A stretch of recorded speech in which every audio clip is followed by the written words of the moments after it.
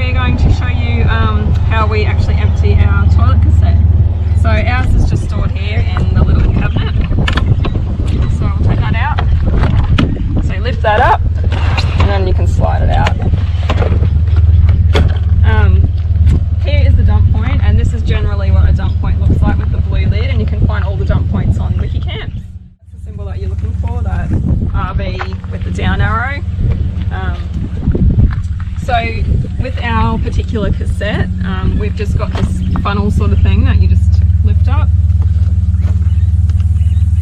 unscrew the cap, and I'm going to go empty it in here, which you probably don't really need to see, but there is a little button down here. So as you're emptying it, if you just push that button in, it helps for it to come out. Something to do with the air suction, I don't know. Alright, so I'll do that. So just lift the lid, there's a hole there, empty it into there, and I'll show you the next bit in a minute. Okay, now that I've emptied that out, I just put a little dash of detergent in there. I usually just carry it in the car with me so it's easy to grab. Just put a little squirt in there. Add a little bit more water.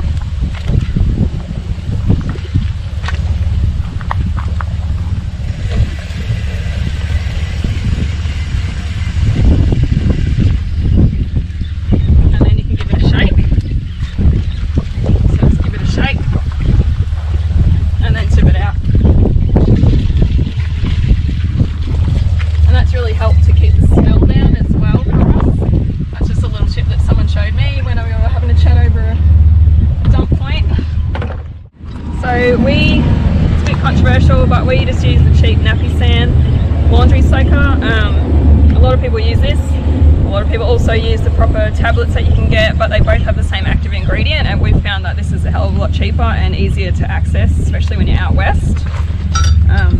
So I just put a teaspoonful into a dish, just mix through with about 100 mils of water.